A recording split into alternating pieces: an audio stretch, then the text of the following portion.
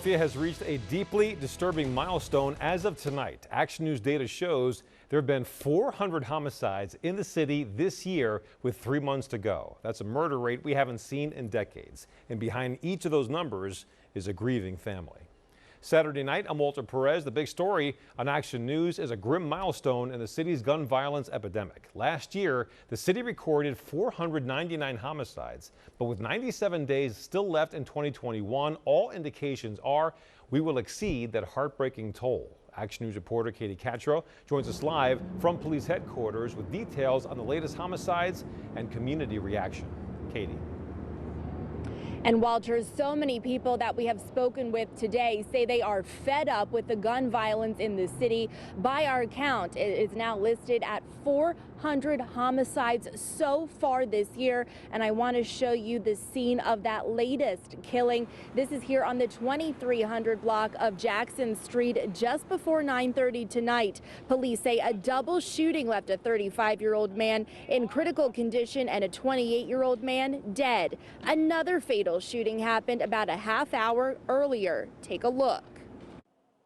Tonight, another life taken by gun violence, adding to the city's growing homicide rate. Police say just before 9 p.m. on the 600 block of West Bristol Street, a 37-year-old man was shot in the head and face. He was taken to a local hospital where he was pronounced dead. That hole never goes away. Patricia Griffin wears a necklace of her son, Darian Griffin, who was gunned down in 2003 in Philadelphia. She says seeing the growing homicide rate this year only adds to her never-ending pain. It's very troubling, no doubt about it.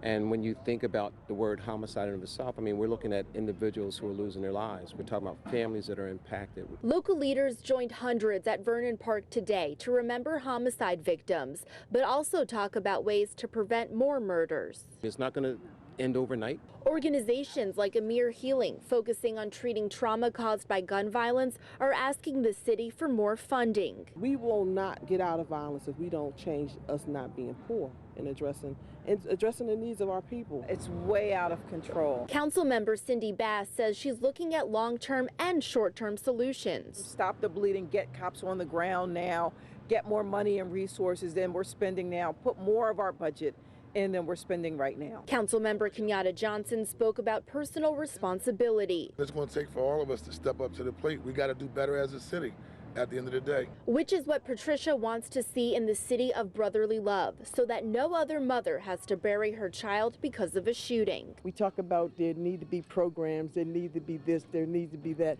We need to start believing that people's lives matter. Nobody has the right to take a life. And that mother also stressed how important it is to end the no snitch mentality, to get dangerous people off of the street. Tips to police can always remain anonymous. Reporting live at police headquarters, Katie Catro, Channel 6, Action News. Walter. All right, thank you, Katie.